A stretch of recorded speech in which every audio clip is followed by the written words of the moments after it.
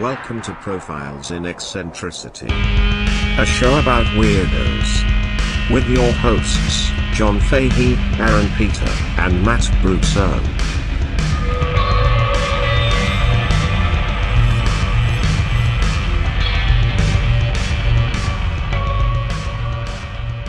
Hello, folks. Welcome to Profiles in Eccentricity. It's a show about weirdos. Aaron Pita, you're the handsomest fellow that isn't me.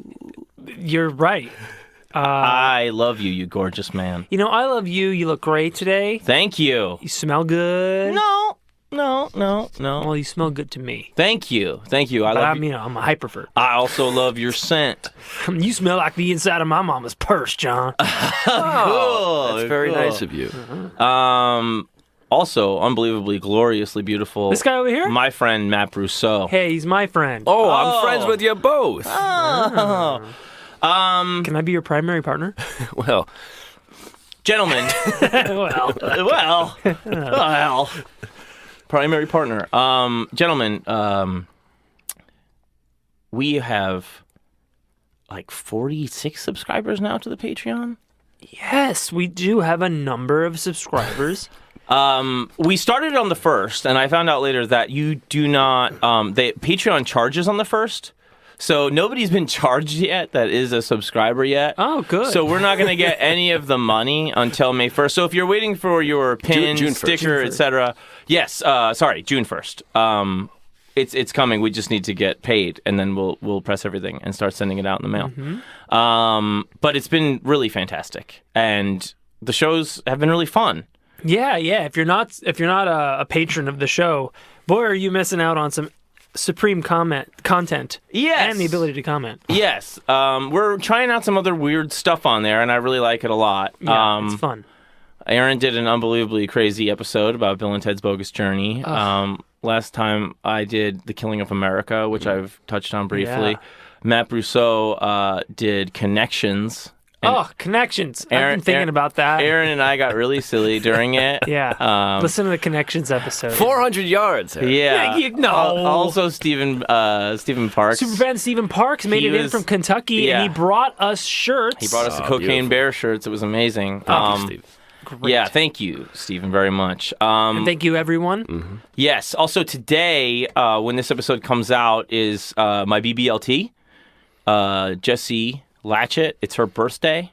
She is 37 years old. I love her. What's a BBLT? BBLT is when you don't want to commit to a BFF. So you get a best buddy long time instead of a best friend forever. Best buddy long time. Yes, best buddy long time. Okay. That's my friend, Jessie Latchett. I love her more than anything. She and I used to go to a bunch of any kind of like shitty rom-com together, and she would bag up a whole bunch of PBRs, and we would get soused in the theater. You get some PBRs with your BBLT. Yeah, I get some piss with the BBLT and try it out. Very nice. You know what I mean? So I love you, Jessie.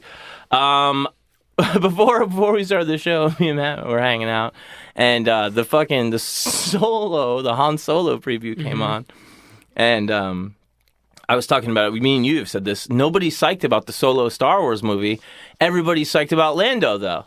Yeah. It's Gambino childish. Gambino childish. Is going to be fucking Calrissian Lando. Yeah.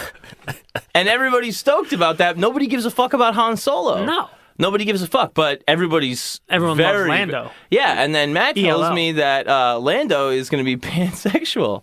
And I'm like, really? They alluded to him having, I think they alluded to him having sex with robots as well. It's mad. So I'm talking to him. Yeah, I'm like, really? And he goes, well, it's space.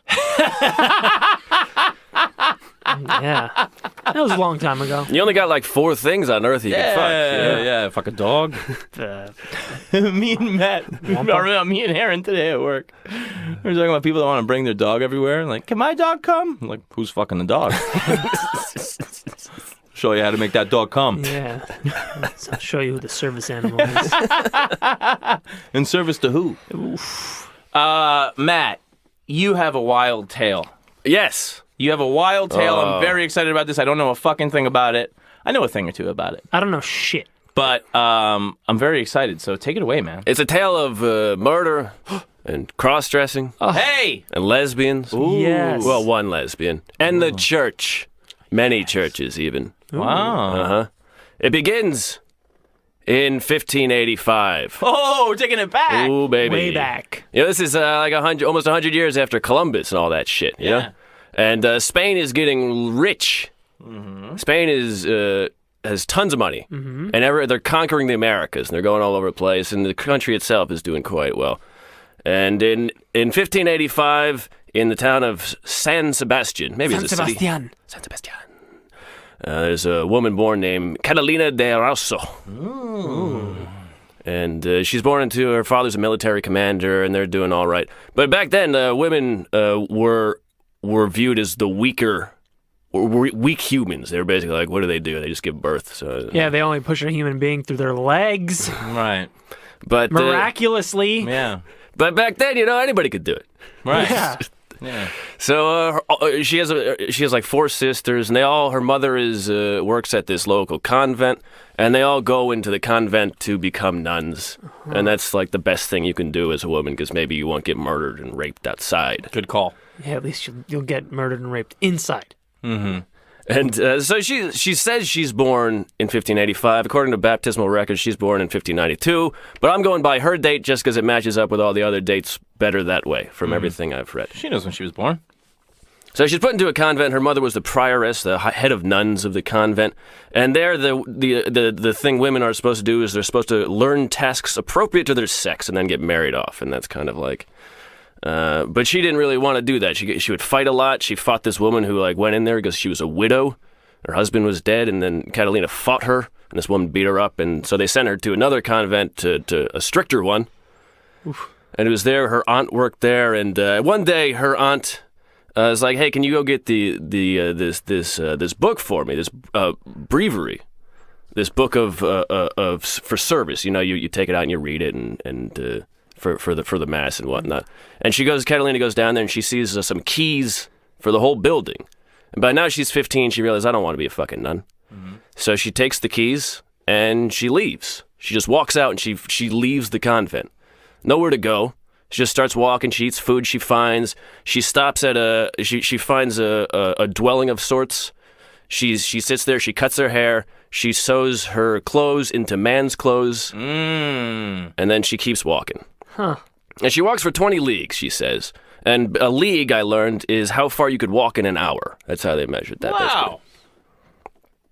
And after 20 leagues, she finds a house where there's a teacher, an educated man, and he takes her in. He's impressed with her Latin. He says he wants to teach her more Latin, and she says no. And then he tries to fondle her. Oh, God. Did he think that she was a boy? No, not yet. Okay. Her disguise wasn't that good. Right. This guy looks all right. This is an ugly lady, but I like it. And she fights him off. She takes his money and she runs off. And she takes a mule to another city, Valladolid. Oh, yes. Valladolid, I mean. Yes. 2 L's. I've been there. And she takes the name Francisco Loyola. And now people think she's a man. Because she has a man's name. She's looking more mannish. She spent 7 months there as a page of the Secretary of the King. She's a smooth talker. People trust her. She does decent work. Huh. And she's there, and she seems okay there. And then one day, there's a knock on the door, and her father's there. And he's looking for her. Shit. He looks her straight in the face and doesn't recognize her. Oh, boy. And he asks around. He's friends with the man, the man of the house where she's staying. Right. And they say, no, we haven't seen her. And she takes this moment, and she flees again. Jesus. And she arrives in Bilbao, and she couldn't find any work, anywhere to stay. And when she gets there, 3 men come out, and they try to assault her, and she fights them off, and she wounds one with a stone. And then she's arrested for this, and she spends a month in jail. And so she spends as much time in jail as it took for the boy to get better. Right. Which is, seems like a nice sentence. Yeah. I guess so. So she keeps moving. And she goes to another place, Estella de Nevera. I'm going to mispronounce all of these Spanish towns. Mm-hmm. And she becomes a page to a town lord. And she's a servant there for 2 years. She's well treated, she's well dressed, she enjoys it, and she's very comfortable, and she uses this time just to clean herself up, and then she eventually goes back to her hometown, where she lives as a man. Uh-huh. And she works as a servant to her relatives, and she takes care of them, and none of them has a clue. She even goes to the old convent for mass, and she makes eye contact with her mother, and her mother doesn't recognize her. And this is how many years later? This is 1603, so this is about 3 years later. She's about 18 now. And one of her secrets, she said, for keeping her breasts small was she dried them with an ointment. Very scientific of her. Yes. That's how you keep the breast out. Folks out there. Tit shrinking cream. Yeah. I used an ointment. I didn't. Hey, Frank, have you seen my daughter? My ointment's gone. Ooh, shit. What about the cans on you, Frank? You know what my secret is? Ancient Chinese secret, huh? Now she's in San Sebastian again, and she wants to get out, and she runs into a man who wants to send a ship to America. He owns a shipping company, and she gets work on one of these ships, and a ship that actually her uncle owned. He doesn't recognize her, of course. She's hired as a cabin boy. They leave for America, as everybody was doing at the time, for riches.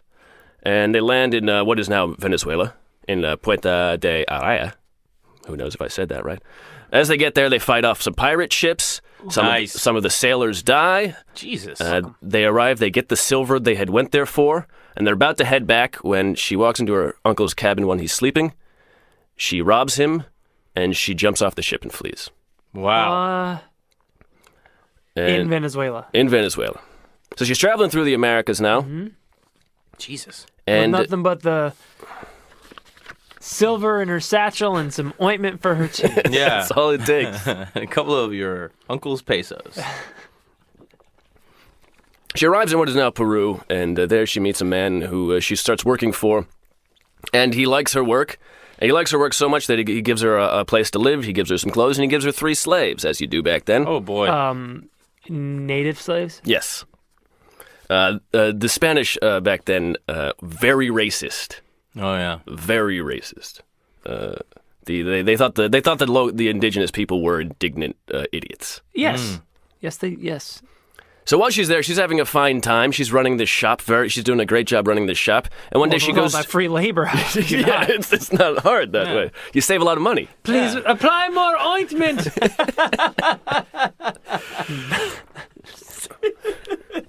One day she goes to a theater. She's watching a play, and as she's sitting there, a man sits deliberately in front of her. And she asks, "Sir, can you move?" And he says, "No." And he threatens her, and he says, "I'm the tough guy here." So she accepts it, and she leaves. And then one day she's working at the shop, and she sees him walk past the shop. Oh, trouble. So she goes and she finds a blade, and she sharpens it into a sawtooth blade. And then she runs after the man, and she cuts his face. She slashes him in the face. Jesus Christ. And as this happens, she also fights off one of his friends and stabs him. Yikes. And so now she's being chased, and so what does she do? She runs into a church. Can't arrest her. She's in a church. Sanctuary. Yeah. And so... Shanking the priest. just stabbing her way through life. And so her boss really loves her, and her boss comes to her aid, and he says, "Okay, fuck, you can't kill her. What I'll do is I'll marry her to my mistress, who happens... Because she's a guy. Yeah, because she's a man. Right. I'll marry this short, ugly man to my mistress." Yes. The short, pretty man. Short, pretty man. Right. And the So he's got a wife and a mistress, and He's pawning his mistress off on this, on his shopkeeper, Yes. who is a cross-dressing right. woman. Yeah, it's a fun time back Yeah, then. he's like, I've actually got 3 girls. One of them tits are bogus, but whatever. He always sits to pee. I don't understand. And so he says, "All right, so what you'll do is you'll marry my mistress. The mistress is actually the aunt of the man she stabbed in the face. Yikes. So it's all tied Everyone's together. related. Yeah, it's Yeah. silly time back a then. mess. And she says no. Catalina says, "No, I can't marry her because she doesn't want to be discovered as a woman." So for some reason, her merchant boss, she says, "Okay, I have another city with a shop. You go run that shop." Huh. And so she goes to Trujillo, where her boss has this other store. And while she's there running the store, the man she cut shows up again. What? Oh, my God. He's not done. Oh, no. And so this time... My face. Do you have any ointment for my face? I got fucking shot. I got shot in the fucking face. So she calls to one of her slaves that she's employing, and One of the slaves she's employing, yes, as you do, Yes, that's as you very, do. very Come political. here. And What am I not paying you for? Chop, chop. And her and the slave, they fight this man and his friend, and she stabs the friend and kills him. Jesus. She's arrested by the sheriff, but before he can arrest her, she runs into a church. And again, her boss says, she's not a bad guy. Yeah. You know? Good Yeah. worker. Yeah, what's this fucking face cut idiot doing here? Exactly. She's a pretty good guy. Yeah. What with all the violence and getting Yeah. away with shit. Oh yeah, yeah. I love this zone of the church just being like, not it, not it. Yeah. Sorry. Not here. Yeah, this is the house of God, dude. Just calm down. I'm just gonna cut your face and run in. Haha. So Church.lava. her boss says, I have a friend in Lima who runs a shop. I'll give you a letter of recommendation. You can work for him. Now she goes to Lima, and she's working for this guy. Everything's okay until she starts getting cute with her boss's sister. Uh-oh. One day, her boss walks in and sees her she's fondling her boss's sister. And this is what Catalina writes. She says, I had my head in the folds of her skirt, and she was combing my hair while I ran my hand up and down between her legs. Whoa. Sapphic. Yeah. Her boss, not so happy about this, tells her to scram. Hey, get out of here! If anyone's going to be fondling this woman.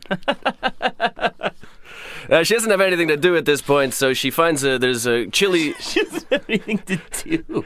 Nobody's faces to slash. I was No ointments. jumbling around these tits, so. She joins the army, and they're going to the Spanish army is trying to take over Chile at this point. And they're just fighting this local band of Indians, the Machupe Indians, and they're just massacring them left and right. And you know, as you do, it's conquistadors. And she's welcomed by the governor of this local area, and then she's welcomed by the secretary of the governor, a man named Don Miguel de Erauso, her brother. No! Yes. No! Yes. He doesn't recognize her. No, she's Frank. She's Frank, how you doing? God, I miss my sister. The tits on her. I mean, you should have seen them back in the day. Yeah. So what happens is he's going down the line of all these men who have showed up in the army, and he finds out that she's from the town he grew up in. No way! Yeah, and he goes, "Do you know about my sister?" And she goes, "Oh, I don't know what happened." Let me tell you, pal, everybody knows about your sister. He likes her so much, he invites her to dinner. And he says, I want you to become my personal servant. For 3 years, she is his servant, and he doesn't recognize her. What in the fuck? Yeah. This is back when there was like 10 people on the earth. Yeah. Like, News doesn't travel. And people had bad Yeah. facial memory. Yeah. yeah. This, you know, anytime you see something That's why you in a gotta cut their movie, faces. I've seen you. I know you, I've you seen you motherfucker. before. Anytime anybody like gives, you know, comic books or movies shit, like, oh, how, you know, How Clark implausible. Kent, Yeah, yeah, Clark yeah. Kent wearing glasses, everybody knows. This guy's sister Yeah. worked for him for 3 years. Yeah. Not a clue. Yeah. I mean, also, haven't you also had that thing where there's just a motherfucker you don't know, but you know him because you see him everywhere, and you're like, Right. You're like, this fucking guy again? What are you shitting me? You know, Yeah, I like people like at my jobs and stuff where I'm like, and then suddenly they're working at my 7-Eleven, and I'm like, Right. you gotta be shitting me. Right. Is there not enough background actors in my fucking Truman Show that we can't come up with another motherfucker but this guy? Yeah, it's funny. Isn't that insane? So now her brother has a mistress, as you do. And you know, as his servant, she follows him to the mistress' house, and when he leaves, she leaves with him, and then eventually she likes the mistress enough, she goes herself. And one day, her brother sees her with his mistress, and he says, "Scram!" They fight, they have a fist fight, she runs into a church, Oh no! Yeah! and he banishes her. She joins the army again. They go massacring Indians again. Oh no! And then one day she actually gains a reputation during the Battle of Valdivia. Her troop is losing.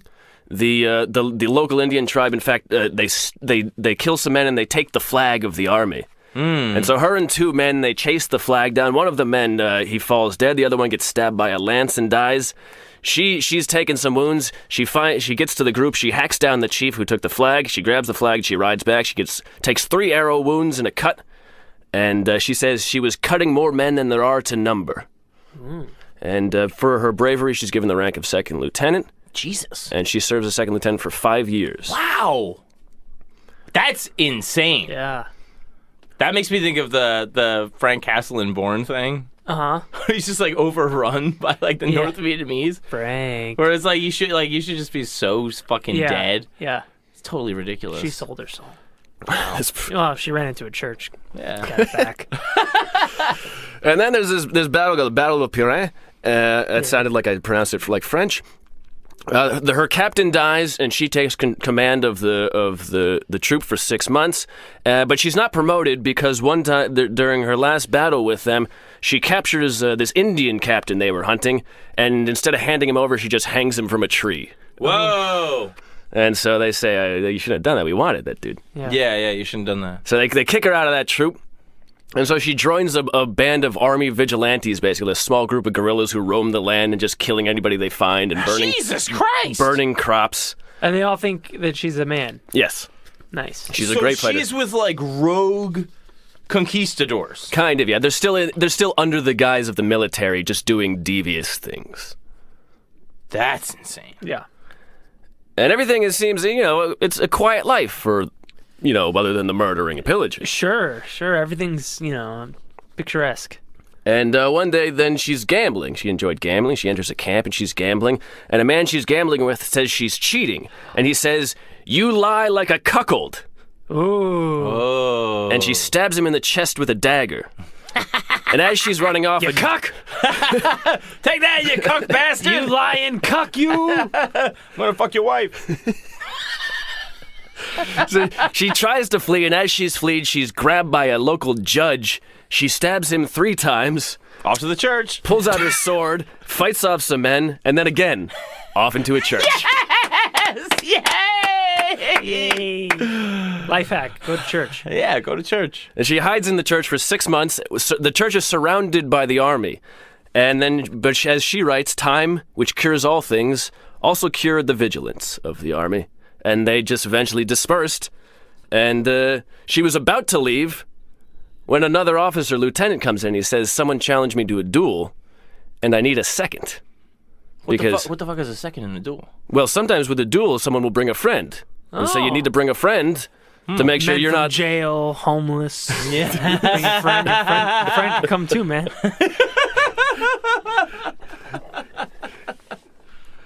Because sometimes in a duel, let's say you're dueling someone one-on-one, and their friend is, off in the off in the wings. Yeah. Yeah. Now, if you're winning and you're about to finish this man off, maybe the friend runs in and takes you out. Right. Because really, at the end of the day, it's just who lives. It doesn't matter what the rules were. Well, yeah, I mean, if both guys get shot, who are you going to see who wins? You got to bring a friend. Right. Mm-hmm. And then, but at that point, if I'm the friend, I want to bring a friend. Right. Because, you know what I mean? Yeah. If maybe I won the duel of 2 other guys. Yeah. That's what's called a duel. Yeah, maybe I want to bring Aaron and Matt.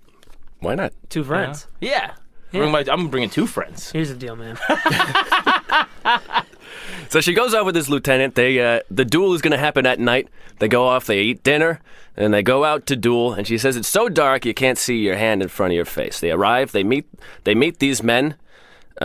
She recognizes the man her friend is dueling from his voice, and her friend and him start dueling. And her friend starts losing, so she jumps in. Then the other man's friend jumps in, so she duels the other man's friend. Now it's 2-on-2. Then her friend and the guy he's dueling, they both stab each other and they're going down. Damn. So it's just 1-on-1 now. And she stabs this man and drives her sword straight through his left nipple. Eesh. And he screams, "A traitor, you have killed me!" And as he's lying on the ground, bleeding to death, she goes, "Who are you?" And he says, "I'm Don Miguel de Erauso." No! Her brother. No! Jesus. There was only like 2-3 guys around back then. I think there's a lot of Don Miguel de Erauso. Yeah. And his friend was the guy with the cuffed face. Ooh, that's a pretty mean cut. You got some ointment? Good God. That's insane. Yeah. Now, he doesn't die right away. She calls for a friar. The friar gives the last rites to the 2 other men. They bring her brother to... I'm sorry, Matt, real Yes. quick. How are people not dying in duels? Like, you make it sound like it's this long, protracted thing. It's just a They're stab shooting- wound. Oh, okay. So they're just stabbing the fuck out of each other. They're just play fighting. But this was back when, like, like a little, like fucking like an ingrown toenail will kill you. Like, Well, how is everybody? Over time, yeah, it'll kill, but, Right, but you hang around in agony for a while. Yeah, yep. Mm-hmm. Writhing in pain. Yeah. Slowly as your body succumbs to sepsis and gangrene eventually. Right. You gotta take him to a church. So her brother is brought to this house where he's dying, and one thing she writes is that he asked, one of his last acts, he asked the doctor, "Can I have some wine?" The doctor says no, and then he dies. Oh my God. That stuff will kill you. So her brother's funeral is then, at this point she's now hiding in the church, of course, and her brother's funeral is held in the church, and she just has to watch it from above as her brother is put to rest. Good God. And she is sad. This is the only moment in her entire story where she mentions that she may be a little sad. kind of bummed me out. Yeah, Yeah. She's got like 47 wounds at this point. It's just like a pockmarked fucking lunatic. Like, ugh. That is so insane. And even he's dying and she still doesn't say, "I'm your fucking sister, idiot." No, she can't. No, you're Frank. Frank, my closest friend. my dearest, oldest, most masculine. Frank, please find my sister. I am your sister. I need a drink. No? Got any piss? Now, as she's hiding out in this church, a priest comes up to her, a man named, I only wrote this down because of his name, Don Juan Ponce de Leon. Ponce de Leon. Hey. Don Juan Ponce de Leon. But not that, Not it's just that, not the that, Ponce just de one Leon. of That many, apparently. motherfucker. Maybe, see, people all have the same fucking name. Exactly. I told you. Yeah. So he says, in the middle of the night, he gives her a horse, and he says, "Get out of here." Scram. And so as she flees, and she's on her way to Argentina, and she meets up with 2 other guys who are fleeing something, and they all run together. And they're starving. There's nothing to eat, and they try to eat their horses. Their horses are too skinny to eat. Oh. And at one point, she describes as they're slowly dying, they're in the middle of this wicked cold, and they see 2 men in the distance, and they're like, "Finally!" And they run to him. And it's just 2 men frozen to a pole with their mouths hanging open and they're dead. Jesus. What? She says it was very terrifying. It's like they were laughing at her. Jesus. And the horses are still fine. Well, except for the one they killed. They killed one. They had to eat it. But they couldn't. They couldn't. There was nothing Fuck. to eat. You gotta eat something on the fucking thing. It's a gigantic animal. Yeah, just scrounge together a few ounces of good horse meat. Yeah.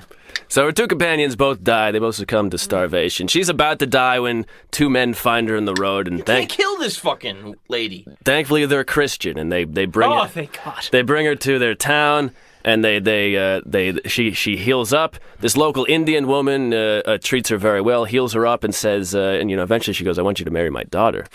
And so she keeps pushing. Catalina keeps saying, "Well, maybe, sure."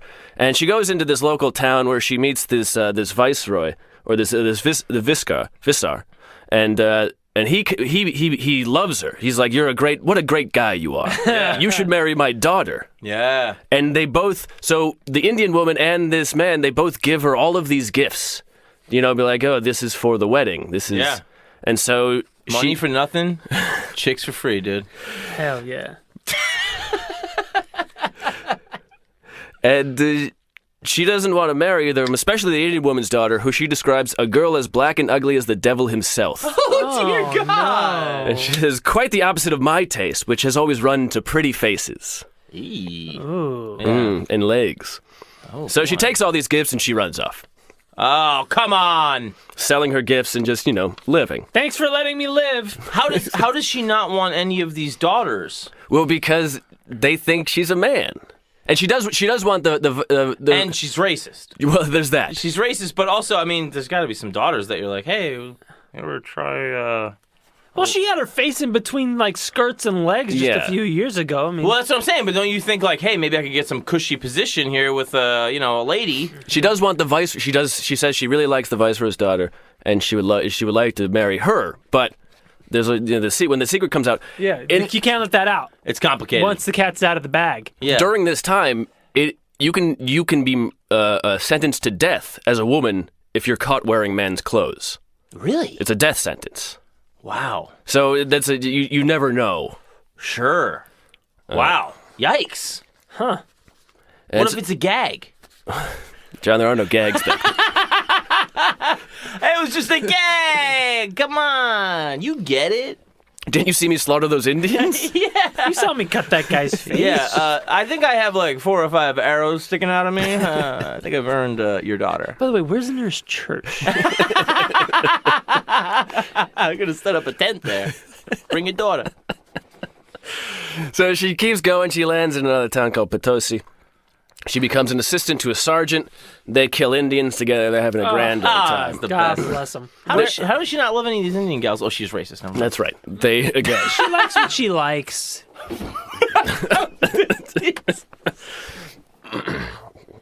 Just don't. Who are you? Who am I? Let this young woman do whatever she wants. Sure. Okay, you're right. You're right. Murder whoever you want. She's in her mid-20s by now. Where God. is she? She is still in the Americas. Okay. So she's bouncing through Venezuela and Lima and Argentina and all of these different places that's the Spanish are trying to It's a wild conquer. time, man. Yeah. It's a wild ass time. Oh, I'm sure it was a blast for her. I mean, just. Minus the injuries and near-death experiences, but I mean, it's just thinking about like the terrain and everything, like how crazy it would be to be going through all of that and like, like casual colonial. it's like, the new world. Yeah. Yeah. She's from Spain, totally different hemisphere, fauna, flora, people of color. Yeah. I mean, the fucking like crazy ass like jungle shit, and then like mosquitoes. The and size it's of so casual that it's albatrosses. like, you did something insane, but life is insane, so just get out of here again and again. Have you looked around? It's crazy here. And then the fucking like Go to church. The semi-official militia shit. Yeah. It's very reminiscent of the Wild West guys. Yes. We're all, like, oh yeah, I'm not really in the Confederate Army, but I got the flag. You know what I mean? Like, so I'm sort of official, but I'm not at all. Yeah. And nobody cares. Nobody's gonna stop me. What are you gonna because do about it? I got guns. Right. Sorry. Yeah, they would take over towns and then they would enslave the local population.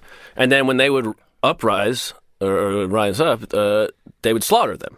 Yeah. That was it. There's this story where she's with this garrison and all of the slaves revolt. Yeah. And they corner them and they slaughter 60 people that night.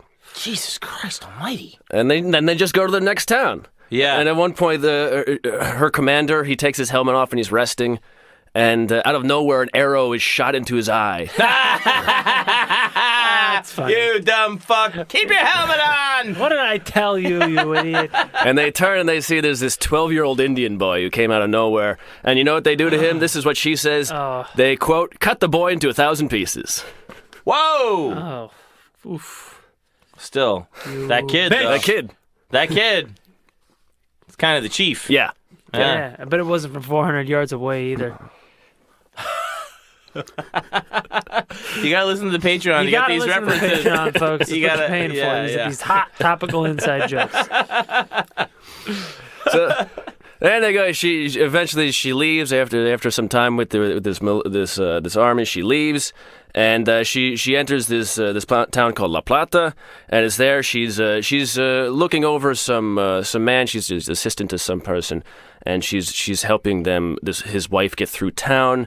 And while this is happening, this woman is bickering with another woman, and then both of them have rich families, so the families start fighting. It's like a Romeo and Juliet type of thing, Right. Capulets and what's they're called. Montagues. Montagues, thank Yeah. you. And as this is happening, an Indian boy runs by and slashes this woman's face. and Hey, I thought I cut you up into 1,000 pieces, you little motherfucker. no, but and so Catalina is blamed for this. And so Her MO. she's arrested. She's the face cutter. Right, and they torture her. And she says, no, I didn't do it. And then eventually they torture this local Indian boy, and he confesses, and they let her go. Did they torture her as a woman? They tortured her as a man, but they didn't realize that she was a woman. They didn't completely strip her down. Good God. Half-ass torture. Yeah, really, If you're going to go, you're really... Yeah, torture go naked. away. Well, she's already torturing herself with the ointment. Well, there's that. He's so dry. And Your pecs are like haystacks. Did you lose a lot of weight or something? God, this guy's got a tiny penis. But so she's about to be sentenced to death, and this local court who had tortured the boy, they discover the real story, and she's released. And her quote from this is, "It just shows that persistence and hard work can perform miracles, and it happens regularly, especially in the Indies." What? What's the persistence in hard I work? don't know. Not Torturing the kid? No, I guess just surviving her own torture. I don't know. Yeah, sure. I mean, she survived it all so far. She's pumped though. That's wild. What in God's name is going on? So she gets released. She goes to another town. A merchant takes her in. She's a hard worker. He has her go town to town selling wheat and cattle for him, and she's doing a great job at this until one day she sits down to play some cards. Oh, no. She starts all that cheating again. Well, she's playing this local merchant, and he raises her, and he's been going back and forth with her. They've been battling over the cards, and he raises, and she says, "How much?" And he says, "I raise you a cuckold's horn." Cuckhorn? Why is everybody talking about cuckolds at the card games? It's a thing. It's a thing. And she responds, A cuckold's horn? "Horn. A horn's it's a biblical cock? thing. A horn is a symbol of strength and honor." Yeah. So A cuckold's horn. Mm-hmm. I have no idea, because you're talking about a cuckold, but And he's got a strength and honor thing. I don't understand. I don't know either. You know, it takes a real man to be a good cuck. You know, really right. To It sit does. there and watch your wife get plowed by one of these alpha bulls Yeah, you types got, of guys. a big heart on. Yeah, horn going. yeah. So maybe that's what he's Nice. talking about. Yeah. It's like having an iron stomach. Yeah. Raise you a cuckold's horn on. I raise you a cuckold's horn. So I see your cuckhorn. I assume she produces a knife. Well, Immediately. Cuckold, I got your fucking cuckold's horn. well, Yeah. so he says that to her, and she says, in response to "I raise you a cuckold horn," she says, "Fine, I see that horn and raise you the one on your head." She says he's wearing a cuckold's horn. Whoa. And so they just fight. They don't have any weapons at this moment or whatever. They just fight with their fists, and they're separated. And then eventually the game ends, and she's walking home. Wait, they went back to the game? They went back to the game. You know, as you do. You know in hockey. I see your cuckhorn and I raise you the one I... All right. Knock it off. What do you actually raise me? Okay. Five pesos. Yeah, that's fiver. Five. See, it's light work, man. It's easy money. Now the game ends, and she's walking home, and around the corner, the merchant pops out. That son of a bitch! So they both pull their swords out, and she stabs hers through him, and he dies. No, man, shit, dude, she's a straight up murderer. Yeah. Yeah, So now she's on the run again, she's a bad dude. and she ends up in another town in another card game. Oh, I thought you were going to say another church. And this time she taunts, she's winning, and she taunts the man she's beating, and he yells, "I have lost my father's horn." That was his, again, horns. Horns are a big thing. Huh. So after the game, she's walking through the town, and she spots him on a street corner. He turns and he sees her. They both pull their swords and run at each other, and she stabs him through with a sword. Again, another man, another town. Jesus. And she looks around, she goes, "Well, no one saw this." And so she just goes about her day. So didn't Yeah, there's even only happen. 5 people on the earth back then. Nobody saw it. One of them was my brother. He's dead. He's dead. And so she just goes about her day. The next morning, she wakes up. Turns out someone saw her. And the sheriff shows up at her house. They arrest her. She's sentenced to death. Wow. And they bring her to the gallows, and she has a rope around her neck when a man rides up with a note.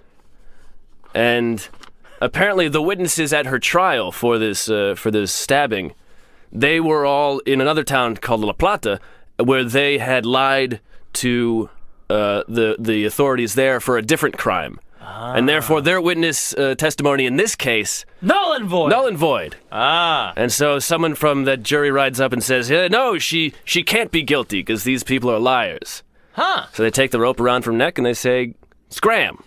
Wow. And so she's traveling around. She's...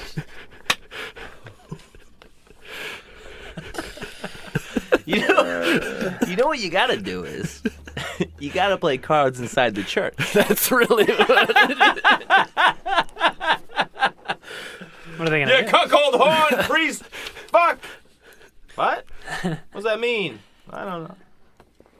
So, Stab you anyway. Yahtzee. she goes to another town, and this time as she's there, she runs into a woman she befriends, and the woman says, my husband, I was cheating on him, and he found out, and he killed the man I was cheating on him with, and now I think he wants to kill me. Can you help me flee? And so this woman hops on her horse or mule, whatever they had at the time, and they run off.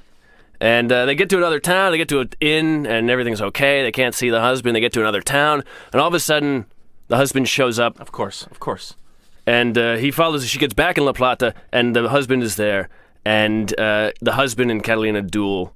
And they duel throughout the town. They're up and down the street. Oh, yeah, like in front of the barber and the bank, and you gotta stab them everywhere. Yeah. Yeah, there's a whole music montage to it. This is a lesson to all you town folk. And eventually, they end up dueling in a church. Of course! Of course! Where they both fall down, injured from their wounds, and eventually they are both healed. Months later, they're both okay. They move on with their lives, and Catalina takes a job as a bounty hunter because this woman she was protecting put in a good word for her. And so she goes across, and every day she goes across the land collecting bounties. Wow. And is successful. The lady doesn't get killed. No, she is forced to go back with her husband, and fun stuff. Yeah. What the fuck? Tend his wounds, etc. So as she's traveling around as a bounty hunter, she ends up in this place called La Paz. And she's just in the local police headquarters, and she, as a bounty hunter does. Mm-hmm. And she's chatting with the servant of the sheriff. And this is what she writes happens. She writes, quote, "The devil must have been stirring the coals, because it ended up with the servant calling me a liar and slapping me across the face with his cap." Oh, yikes. So she stabs him to death. Oh, yeah. In the police headquarters. Yeah. Stab him right to death right there. So they arrest her. She doesn't have time to get to a church. Ah. You can't, in fairness, you can't just up and slap somebody. No. No. But she probably was lying about everything. She sounds like an asshole. The type of person who would annoy you until you slapped her. Yeah, wherever she shows up, she's going to kill somebody. That's what it seems like. That's the kind of the deal. Yeah. What a bitch. It's just a maniac. I'm at a church. Put this fat kid on the playground. That's what it is. No, I'm in the safe zone. Yeah. No. Yeah. And it's got to be that she's Spanish. Yes. And the church is Spanish. Oh, yes, absolutely. So it's totally just a thing of like, we gotta just protect our own no matter what. Well, I feel like everyone where they're at in the Americas is probably Spanish, unless they're an Indian. And the whole point of all of this is to spread Christianity. Yeah. Right, with the ruse of Christianity, yes, through murder with the and pillage and rape. Good behavior. Yes.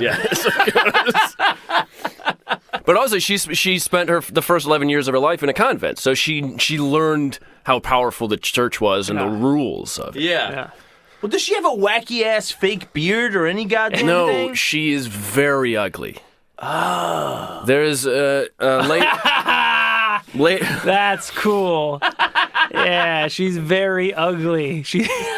Well, There's only one picture of her, and it's a real painting of her. When she's 45, a Dutch painter named Juan van der Hamen. He didn't even have to be a good painter. No, That's how ugly she was. He's a very good painter. There's a very nice painting. He paints a picture of her, and she's 45, so obviously the years have taken the years and the stabbing and the murder. Malnutrition. Stabbing and the murder. It takes a toll on you. It does take a toll. It does get murder. You get murder wrinkles. She's just got a grease paint mustache on.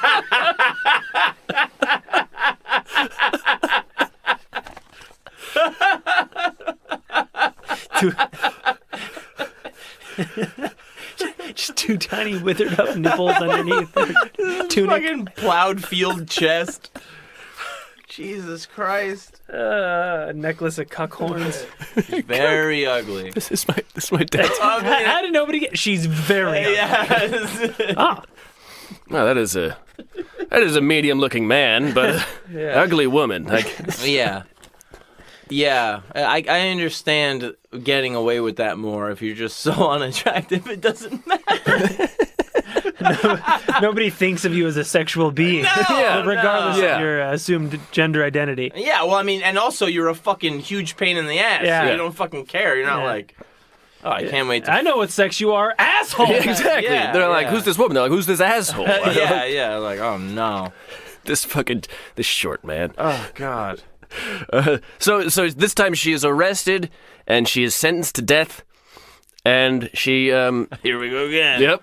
So before she's supposed to be put to death, she's given mass, and they give her the communion, the wafer, Right. and she puts it in her mouth, and then she spits it onto her hand, and this means that she has consecrated this host. So the host is the wafer, the piece of bread, or whatever it was, and she has ruined it by spitting it into her hand. Mm-hmm. And so the church says, no, we cannot have ruined wafer, cannot have ruined bread. This is sacred bread. It must be scraped off her hand. Uh-huh. So they take her from Mass and they bring her to a very sacred part of the church, where they scrape it off her hand, and but now she can't be arrested anymore. She's in this very sacred part of the church. These fucking loopholes, dude, amazing. Yeah. Okay. What the fuck? So she spits it, and then you just can't you be gotta executed. Take me here. Yeah. Nah. She's got a fucking limp biscuit on it. Yeah. Take her off the noose.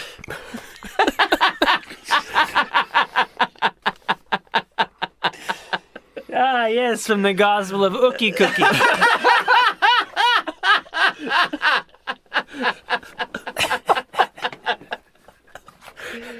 They ain't gonna work at all. So does she? Is anybody gonna eat this? Is that planned, or is that? Well, She must know. She was in the fucking exactly. convent. She knew the rules. Good God. They're not good rules, but she knew them. Yeah. So she'd spit it on her hand and just be like, check it out. Wash this hand. And so she's in the church for a month, and it's surrounded by the army. And then after a month, the army starts fucking off. Time heals all wounds. Uh-huh. She knows all about it. And she goes to another place. She's framed for murder. She's released after it turns out she didn't do it. She goes to another place. She joins a battle against the Dutch. Jesus. She's captured by the Dutch. They hold her for 26 days. They throw her overboard. She swims to safety. She survives. Did they paint her in the meantime? Is that how she got painted? No, not that time. Sit still. You know you are one ugly dog. Yeah. I can't paint this. Overboard. Throw it over. Start it over. I don't want to finish this painting. Do over. Jesus. So now it's 1620. She's in Cusco, and she's about 35 years old. Unless you go by the baptismal record, then she's about 27 or whatever. But I'm going by her record. It's her. I mean, she wrote the story. She wrote the fucking story? Yes. What a fucking tale, man. And she's in Cusco in 1620. And there's this local gang leader named El Cid, and she's playing cards against him, or gambling, or whatever. Oh, no. But this is not the El Cid. No, this is one of many El Cids, apparently. Yeah, see, nobody's fucking creative. They all have the Remember, same name. it's the Cid. Yeah. It's not like this is... Yeah. And as she's playing, he's a local gang leader, so they're playing cards or whatever, and he keeps grabbing her coins. And she says, knock it off, and he keeps doing it. And then one time, the last time he does it, she takes her dagger and she stabs it through his hand, pinning his hand to the table. And now a fight breaks out. She gets wounded, and a dagger is run through her shoulder, she says. A sword is plunged into her side, a hands-width wound. So a big wound in her side. She's laying on the ground in a sea of her own blood, and El Cid comes up to give her the final blow. She fights him off and stabs him straight through the stomach, and he dies. She's brought to a doctor. She's given her last rites. She thinks she's about to die. Mm-hmm. And she calls for a local bishop. And the local bishop shows up, and she confesses her entire life to him. Holy fuck! She says, I'm a woman. This is what happened to me, all of these things. And he's so impressed with her that he absolves her sins. Oh, yeah, big time. Yeah. And they perform surgery on her. She gets better. And, she keeps moving around to another place. For clean slate. Yep. Is she assuming, is she is she a woman now? She is still not. So she goes back into. She still goes back to being a man. Mode. She's traveling around, and one of the men from this town, who's part of the police, he recognizes her, and he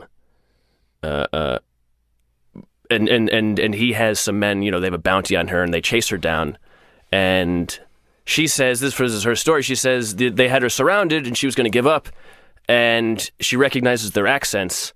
And they're Basque. They're Basque men from Spain. She was where she was a Basque town, and they say, "You're a Basque person. You can go." She's Basque though. Yes. I didn't know that. She is Yes. ethnically Basque. Yes. Oh, wow, that's a fucking trip. Yeah, they're totally different than the rest of Spain. They're autonomous. Yeah. And even down to like their genetic makeup. Yes.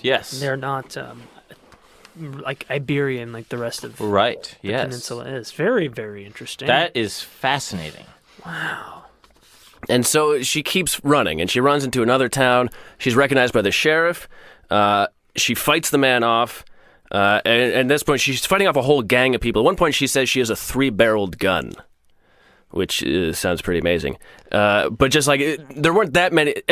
People had rifles, but there weren't that many guns. So having a gun in a fight is a huge deal. You can hold off a lot of people just because they're so frightened by them. Yeah. And she fights him off. She runs into a church again, and she meets a bishop, and she again confesses, and he says, prove it. Uh-oh. Trouble. So she is then, there's a group of matrons. They inspect her. Uh-oh. They discover she's a woman, but they also discover that she's a virgin as well. And this... What, they fucking did a finger dipstick test? Yeah, that's the thing. Is like through all of this fighting, like her hymen hasn't broken through all of this, Right. all of this horse riding. Yeah. Yeah. And so the virgin thing is huge, Right. Because it's incredibly holy. It's all of her sins are immediately absolved because of this. Because like we know why she's an asshole. Somebody fuck this ugly dude. So stupid. And she tells her story, and she says, I was supposed to become a nun, but I never took my vows. And this bishop, he writes to Spain, and they write back from her convent in Spain, and they say, yeah, she never took her vows. Right. And so this makes the whole story true. Yes. So the bishop, he sees the truth in her story. And as this happens, her story spreads throughout Spain. Yeah. And she travels back to Spain, and she's a celebrity. Everybody's trying to find the woman who just dressed like a man and trying to spot her. And during this time, she petitions the crown for payment for her services. Oh, yeah. Yeah. Because that's what we're calling that now. Yeah. All that mayhem and murder and carousing. Hey, Isabella, how about a little something for the effort? Yeah. But I can understand the celebrity. I mean, it's that thing of infamy. Yeah, and it's like how like the Brits are like so fascinated with the Wild West America stuff, or even American, like Billy the Kid. Yeah, like all of these gangsters would go John town to Dillinger. town. Yeah, that's amazing. But also, she must have very unique social ability to gain favor with so many influential people. Right. There's got to be, I mean, some for being such a pain in the ass and being such a maniac And so ugly. and yeah, I mean, like really, like it's like nobody's like like kind of trying to assault her. It sounds like from her own account.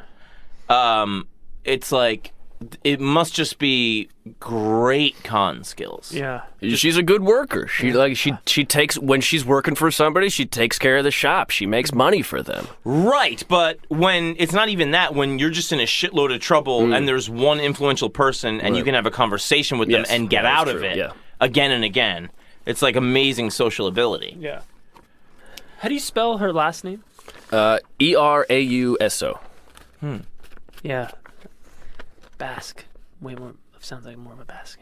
Mm-hmm. Very interesting. And so, actually, the king pays her for her service. Of course. And as a celebrity, she's traveling around Europe. She travels to Barcelona. She travels down to Rome, where she is granted, according to her account, she's granted audience with the Pope. Good God! And it's Pope Urban VIII. Uh-huh. And because according to her, the Pope says, because you're a woman and a virgin, you now have my permission to dress in men's clothing. You cannot be murdered. Holy shit!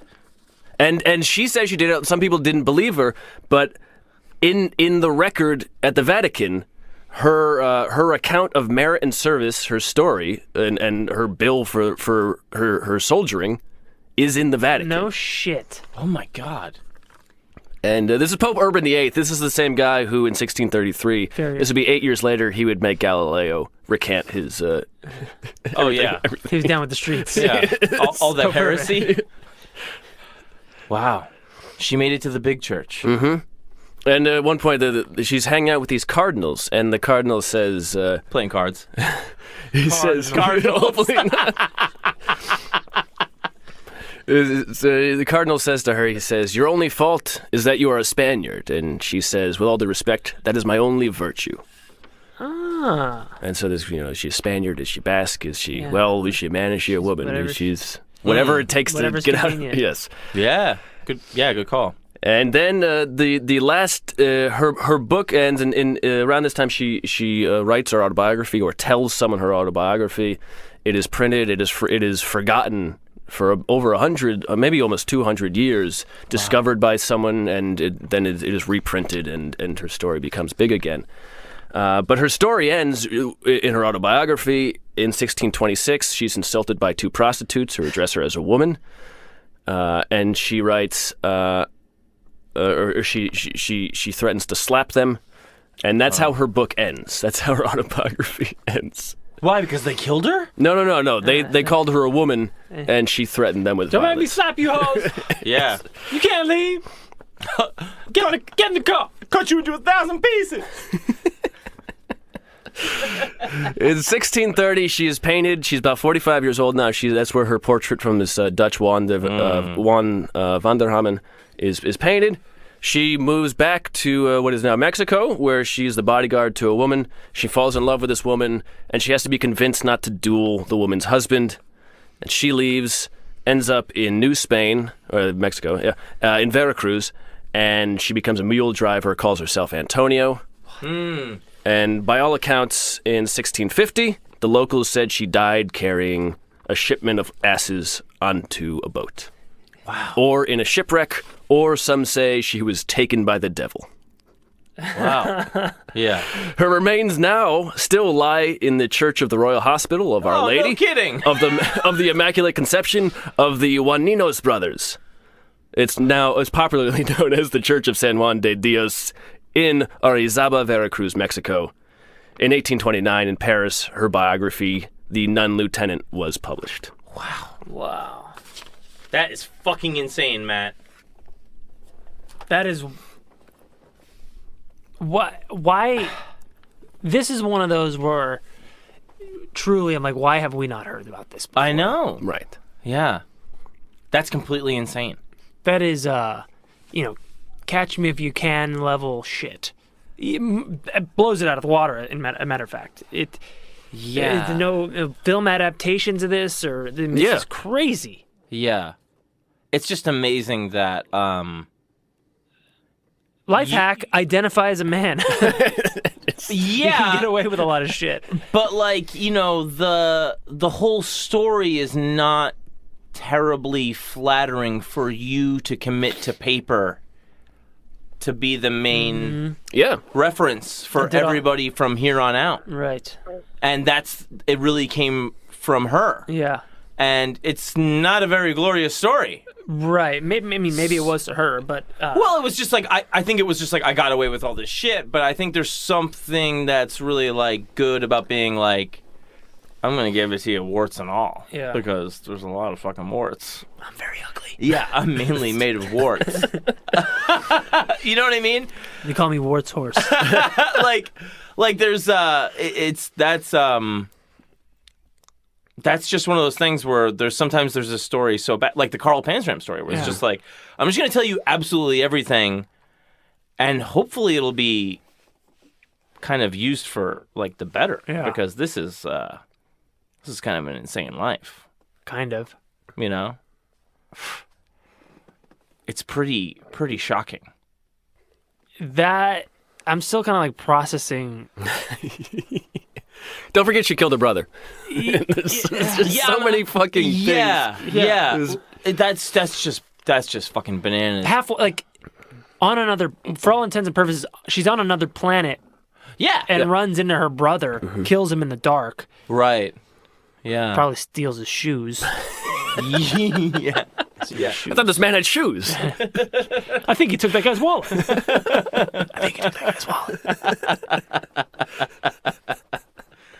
Frank, don't take my shoes.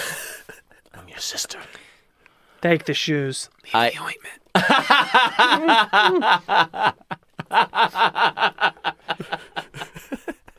Oh yeah, we're coming into the merch store. We're getting titty shrieking cream. Oh yeah, big time. You can put it on your boner, whatever you want. Try it out. Catalina de Erauso's magic titty vanishing cream. Yeah. Erauso your titties. Take it down a notch. A little dabble do yous. Yeah, I mean, does she ever talk about in the story like what her, like when she goes, like, because every time you're like, she goes to a new town, I'm like, uh-oh. No, you know, does she ever talk about like what her motivation is? Like, I'm gonna try to fucking go straight or anything. It sounds like it's only when she's like tired. Yes, that she's like, I'm gonna fuck around with these asses. Only once in her book does she mention why she really like. One time, I mean, other times it was just like I was sent here, or I was part of a group, or here's some money. But one of them is just when she became a bodyguard for that woman. Yeah. When she had to run away and then duel the husband and she almost died is because she couldn't find any work. She talks about motive. Yeah, and that is one of the few times when she never says has any emotions about going into the convent, leaving the convent, leaving her family. Do you think that's writing style of the time too? It's incredibly dry. It's 70 pages. It's probably like maybe it's like 60 pages. It's an elementary school reading level. Right, yeah. Maybe the ointment spread to her brain. Well, the book's really that short. The book is really that short. Yeah, I did this, then I did that. Yeah, exactly. Then I was here. Am I done? A man didn't like me. I stabbed him. Yeah. Wow. But yeah, like you said, probably third grade. And I think she says only one of the death of her brother is the only time she has any emotion, where she says she felt sad. And that's just one sentence. Yeah. And every other thing that happened is also like, oh, it's not my fault. This guy provoked me, so I stabbed him. Right. Yeah. Except for, like, killing the Indians is the only thing that is, like, she takes credit for, really. Like, here's the impetus. That's the service she's talking about. You know, got her off the hook. Yeah. With kings and popes. Completely insane. Hey, Padre, I have a little something for the good work I did. Yeah. Gratis. Yeah. Remember I was slaughtering I was murdering all those cowering subhuman animals. Unarmed, barely clothed, totally innocent. Matt, that's cattle. hell of a profile. Yeah, Matt. That's a. There's really nothing to add to it. Well, it's just so rife with insanity that it really gives a lot. Stands on its own. Yeah, you know. Then I went here to kill. And I chopped the baby into a million little pieces. The end. I still love that kid, that little 12-year-old. Oh, yeah, like shooting a guy in the eye. Yeah. Can you imagine the glee? Yeah. Of you're like, this is like the boogeyman master. Yeah. I shot him in the eye. Yeah. I got killed afterwards. Yeah. But I mean, he took his helmet off, and I was like, Oh, Mom always said, wear your helmet. You poke your eye out. But it was probably more like, my mother always said, Ooh, yes. wear your helmet. Jesus. Yeah, right. Okay. So stupid. They're South American Yeah. natives. I know, yeah. Sorry. Don't just let me have That's it. no, Right. yeah, Aaron. I'm talking to the audience. You can ride that one into the sunset, dude. Yeah. You can ride that ass into the sunset, dude. Like I'll sit on the back of a horse. I would bet she died boring. You know, like they said, they're speculating about how she died. I would say because a lot of those guys, they retire. Things like you can be a retired maniac. Yeah. And hang it up. And that would happen. Hang up your spurs and your ointment. Yeah, and like Stabbing dagger. you know, the Wild West guys, like some of them be like, I have a restaurant now. And you're like, I don't want to go there because you're a psycho. Yeah. And your name's on the door. Yeah. But people would be like, oh, it's this. You know, he used to be a maniac. It's like if OJ opened up, which he might. Yeah. Well, that's what Robert Ford did. He opened up a saloon. Yeah. And then that's where he got murdered. Oh, yeah. Well, they knew where to find him. Yeah, exactly. Come on down, cowards. Come on down to Robert Ford's. He shot Jesse James. Let's get him. Here's the bullet I used. Yeah. That's really good stuff, man. That was really great, man. That was really great shit. You have this book? Yeah. It's a quick read, huh? I got it. The Silver Lake Library has like 10 copies. No shit. Yeah. I would like to read that book. Yeah. Be fast. Let me. Murder, really. move, church, murder, move, Repeat. went, girl, chick, head. and I want Ointment. as for like the pronoun use, I just used she through when we did this because like that was the easiest way to describe the difference between her and the people she was meeting.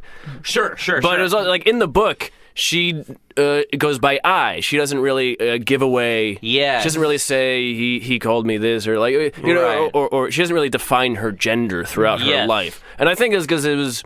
I don't know if it was something that she cared to be conscious of. Right. You know, other than the fact that it's like, yes, I'm a woman, but I have to lie about these things. Yeah. In order to not be killed for it. Yeah, I'm on the road. But also, it's like I've already held my own as a man. No one's questioning me. Why should I question me? Right. You know? And also, I mean, like I survived a bunch of things other quote unquote men did not.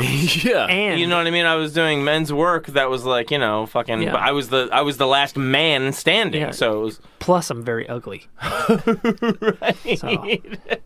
So it doesn't matter. Got to count for something. Yeah. Yeah. But yeah, and there probably wasn't even like the, you know, the language to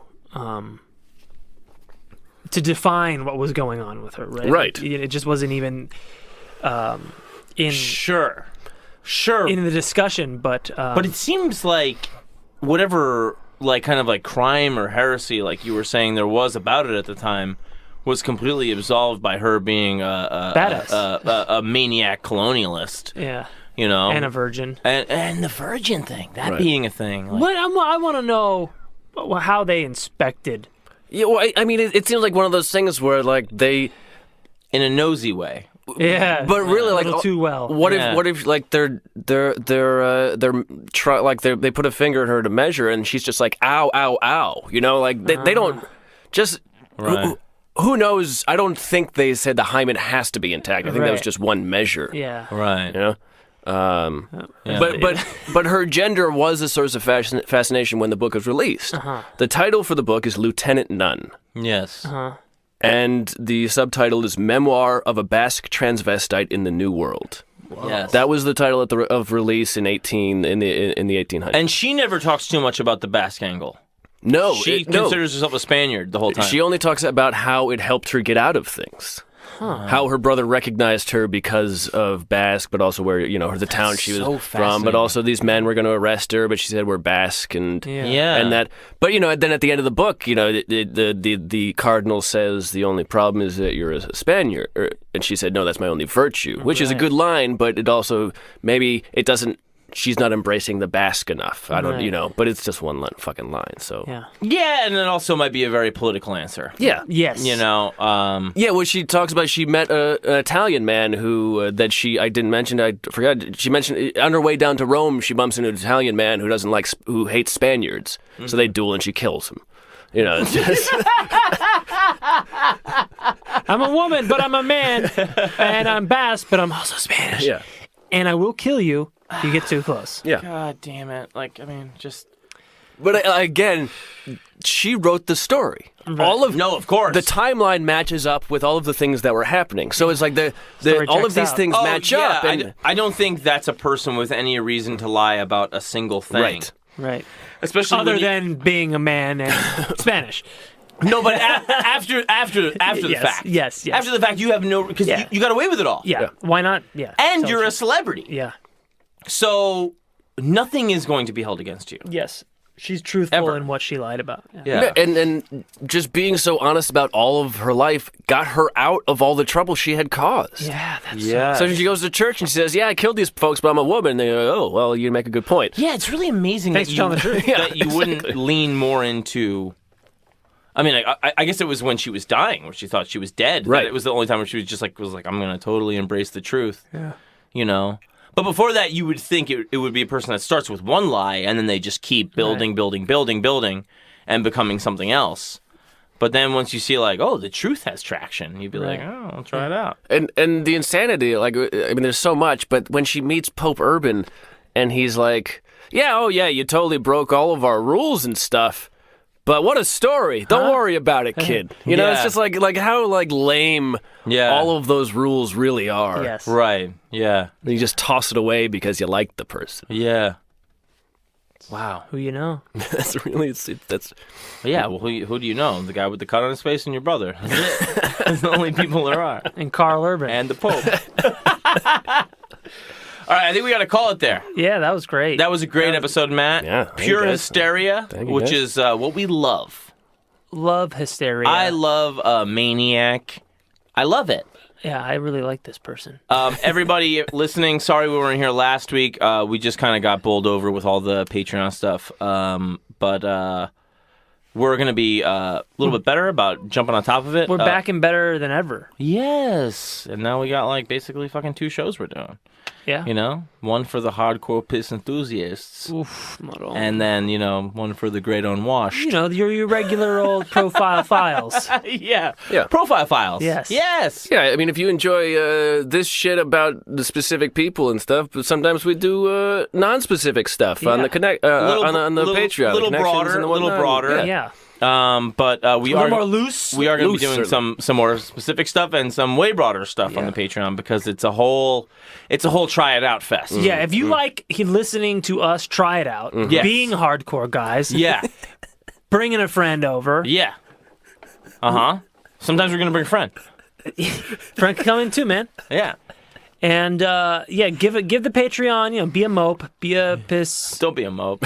Don't be a mope. Be a mope. try. Be a try it tryout. out. Be a tryout. But you can be a piss enthusiast. You can be a total freak at the teak. You can try it out. We recommend those, but you will get access to us kind of just stretching our legs a little bit, having a kind of more salon style chat. Yes. It does get very, very wacky. Sometimes it gets pretty wacky and over the top. Yeah, Which I like. We'll drink. We'll have a beer. Yeah, I might try it out. Some piss. I think we're going to call it there. Happy birthday, Jesse, once again. Yes, happy birthday. We will see you next time. I love you. I'm John Fahey. I'm Aaron Pita. I'm Matt Brousseau.